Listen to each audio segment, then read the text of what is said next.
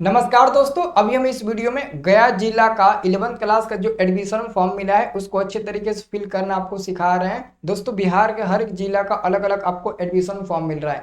कहीं जिला में हिंदी मीडियम है, किसी जिला में इंग्लिश मीडियम है, किसी जिला में हिंदी इंग्लिश दोनों मीडियम है, तो किसी जिला में इस शिक्षा कोर्स वाला आ रहा है, तो किसी जिला में अलग अलग टाइप के मतलब कि एडमिशन फॉर्म मिल रहा है। तो दोस्तों, लगभग हर जिला का हमारे यूट्यूब चैनल पर वीडियो अपलोड किया गया है। अगर आपका जिला गया है तो इस वीडियो को देख सकते हो। बाकी अदर अदर आपका जिला है तो चैनल को सब्सक्राइब कर लो और जाकर देखो वीडियो। आपको थंबनेल पर जिला का नाम लिखा होगा, आप उसको अच्छे तरीके से देख लीजिएगा, ठीक है। अगर इससे भी नहीं मिलेगा आपको वीडियो तो हमारे इस वीडियो के डिस्क्रिप्शन बॉक्स में ना एक व्हाट्सअप ग्रुप का लिंक दिया गया है, उस व्हाट्सअप ग्रुप को ज्वाइन कर लेना। क्योंकि उस व्हाट्सअप ग्रुप में ना हम डेली 12 बजे दिन में ना एक नंबर हम डालते हैं, व्हाट्सअप नंबर। अब क्या करते हैं, हम आपसे पूछते हैं कि अगर आपके स्कूल का फॉर्म हमारे यूट्यूब चैनल पर उसका वीडियो नहीं बनाया गया है तो उस पर आप उसका फ़ोटो भेजिए, आधे घंटे के अंदर उसका भी वीडियो बनकर अपलोड कर दिया जाएगा। तो आप ज़रूर व्हाट्सअप ग्रुप को ज्वाइन कर लेना, नीचे डिस्क्रिप्शन में लिंक दिया गया है। बाकी गया जिला वाले स्टूडेंट आइए इसको हम लोग भरना सीखते हैं। यहाँ पर सबसे पहले आपको अपना फोटो चिपका देना है ना, फोटो चिपका देना है। सेशन लिख दीजिएगा, सेशन क्या है 2025 से 2027 आपका ये सेशन है तो सेशन लिख दीजिएगा। और स्टूडेंट सिग्नेचर है ना, जब फोटो चिपकाइएगा ना तो यहीं पर आपको अपने सिग्नेचर कर देना है, इंग्लिश हिंदी जो जिसमें आप सिग्नेचर करते होंगे, है ना। अब देखिए डिक्लेरेशन फॉर एडमिशन, देखिए यहाँ पर आपको नहीं भरना है, ये वाला स्कूल वाले भरेंगे, ठीक है ना। जैसे कि क्लास रोल नंबर है ना, date of admission, money receipt number आपको वही देंगे, पैसा वैसा लेकर उसका रिसिप्ट नंबर देंगे, वो लोग भरेंगे। बाकी आपका डॉक्यूमेंट ऑफ प्रूफ्स क्या लगेगा, एसएलसी जिसको टीसी बोलते हैं, मार्कशीट लगेगा, डिक्लेरेशन मतलब कि घोषणा पत्र लगेगा, और क्या है AFFI है ना, एफिडेविट का इसका मतलब होता है शपथ पत्र होता है तो शपथ पत्र है ना। उसके बाद से कास्ट सर्टिफिकेट आपका लगेगा, ठीक है। बस इतना इसमें दिया गया है, ठीक है। अब देखिए, अब यहाँ पर हम लोग अच्छे तरीके से भरना सीखते हैं। आपको यहाँ पर नेम ऑफ कैंडिडेट, कैंडिडेट मतलब होता है परीक्षार्थी का नाम, जो भी स्टूडेंट एडमिशन कराने वाला है उसका नाम हिंदी में लिखना है, हिंदी में। फिर इंग्लिश में उसका नाम लिखना है, इंग्लिश में कभी भी कैपिटल लेटर में लिखना है। जैसे कि हिंदी में अगर जैसे कि मेरा नाम क्या है तो रंजन, तो हम यहाँ पर हिंदी में नाम लिख देंगे रंजन कुमार, ठीक है। रंजन कुमार हिंदी में नाम लिख देंगे। और इंग्लिश में कहा रहा है तो कैपिटल लेटर में लिखेंगे RANJAN, रंजन KUMAR, ऐसे कैपिटल लेटर में हम लोग लिखेंगे। वैसे ही मदर नेम इन हिंदी में लिखना और इंग्लिश में फिर लिख देना। याद रहे आपको एक बात, हमेशा आप लोग का जो क्या बोलते हैं आधार कार्ड है उसी के थ्रू आप लोग भरिएगा, उसी के थ्रू भरिएगा, आधार कार्ड के थ्रू ही भरिएगा। आप लोग यहाँ पर फिल करिएगा। अगर किसी स्टूडेंट का एडमिट कार्ड यानी कि जो मार्कशीट आया है उस पर कुछ और है और आधार कार्ड पर कुछ और है तो आप ना मार्कशीट के थ्रू भरिएगा। क्योंकि आधार कार्ड सुधरवा सकते हो, मुमकिन है जल्दी सुधर जाएगा, है ना। लेकिन मार्कशीट जल्दी सुधरेगा ये नामुमकिन के बराबर होता है, समझ रहे हो ना। उस मार्कशीट को सुधारने के लिए पटना बोर्ड ऑफिस जाना होगा, काफ़ी ज़्यादा समस्याएं होगी, बहुत झेलना पड़ेगा, तकलीफ होगी, हट जाओगे, पढ़ाई भी छोड़ दोगे, लेकिन इतना जल्दी सुधर नहीं पाएगा। इसलिए अगर आपका 10th के मार्कशीट और आधार कार्ड पर कुछ अलग है तो आप मार्कशीट वाला के थ्रू भरिएगा। लेकिन अगर आपका दोनों सही है तो आप आधार कार्ड के थ्रू या फिर दोनों में से किसी भी के थ्रू भर सकते हो, ऑलरेडी वही ना होगा, ठीक है ना। तो इस बात को याद रखना है। अब मदर आधार नंबर मतलब कि आपके मम्मी का आधार नंबर आपको बताना है ना, आपके मम्मी का आपको आधार नंबर बताना है कि आपके मम्मी का जो आधार नंबर है वो क्या है ना। तो यहाँ पर मदर का आधार नंबर मांगा गया है ना, मदर का फादर का भी मांगा गया है, मदर का भी मांगा गया है और फादर का भी आधार नंबर मांगा गया है, ठीक है ना। यहाँ पर दोनों लोगों का आधार नंबर माना गया है, ठीक है ना। कोई बात नहीं है, आप लोग आधार नंबर लिख दीजिएगा ठीक है। अब यहाँ पर ऑक्यूपेशन दिया है, मतलब कि व्यवसाय, पेशा क्या है। आपके मदर जो आपके मम्मी है वो क्या करती है, सिलाई का काम करती है या फिर खेती बाड़ी करती है या फिर कौन सा काम करती है, फिर हाउस मेकर है, क्या है वो लिख दीजिएगा, है ना। उसके बाद से फादर का नाम लिखिएगा, अपने पिता का नाम हिंदी में, फिर इंग्लिश में लिखिएगा, फिर उनका आधार नंबर लिखिएगा, फिर उनका पेशा क्या है किसान है ये क्या है आप लिख दीजिएगा, वो क्या काम करते हैं।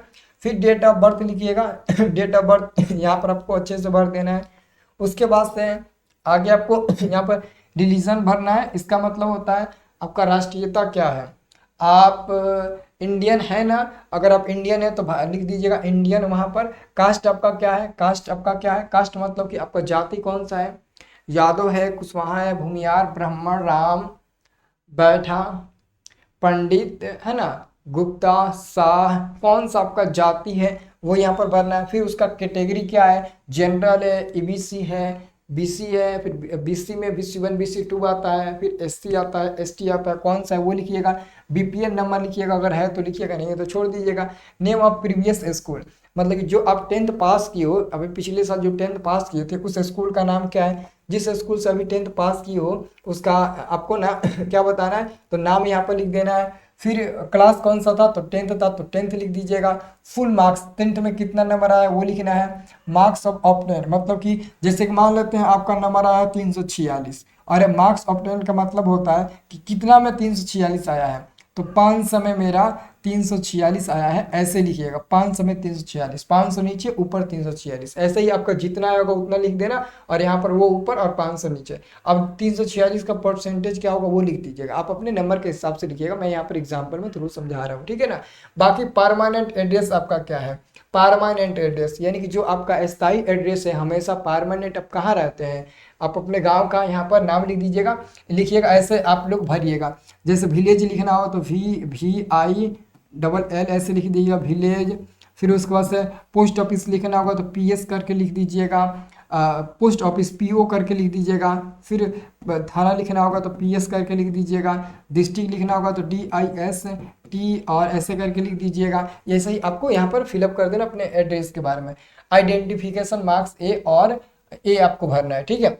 देखिए आइडेंटिफिकेशन मार्क का मतलब ये होता है कि कोई आपके शरीर में चिन्हासी है, कोई सबूत है तो दे दीजिए। जैसे कि अगर आपके शरीर में भगवान का दिया हुआ कोई चिन्हासी है शरीर के किसी भी अंग में कहीं भी, जैसे कि हाथ में, पैर में, पेट में, पीठ में, मुंह में, मतलब गाल पर, कहीं भी अगर आपके शरीर में कोई भी चिन्हासी है, जैसे तिल का चिन्हासी हो गया, भगवान का दिया हुआ लहसन हो गया, अलग अलग तरह का चिन्हासी नहीं होता है, उसमें से कोई है तो एक बता दीजिएगा, ठीक है। उसके बाद ब्लड ग्रुप क्या है, ब्लड ग्रुप आप लोग लिख दीजिएगा। हाइट कितना है वो लिखिएगा, वेट कितना है वो लिखिएगा, अपना मोबाइल नंबर लिखिएगा। फिर नेम ऑफ बैंक, अपने बैंक का नाम लिखिएगा, फिर उसका IFSC कोड लिखिएगा। फिर यहाँ पर आपको अकाउंट नंबर लिख देना है। स्टूडेंट ID है तो लिखिएगा। ईमेल ID वही लिखना है जो हमेशा चालू रहता है।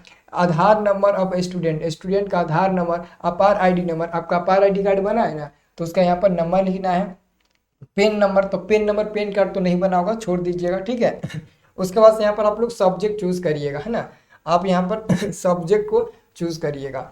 देखिए 14 नंबर सब्जेक्ट है ना, सब्जेक्ट जैसे कि कंपलसरी का मतलब होता है कि हर हालत में लेना है, तो कंपलसरी में 2 सब्जेक्ट होता है, हिंदी, हिंदी और उर्दू होता है, उर्दू, और यहाँ पर इंग्लिश होता है, इंग्लिश होता है ना, इंग्लिश।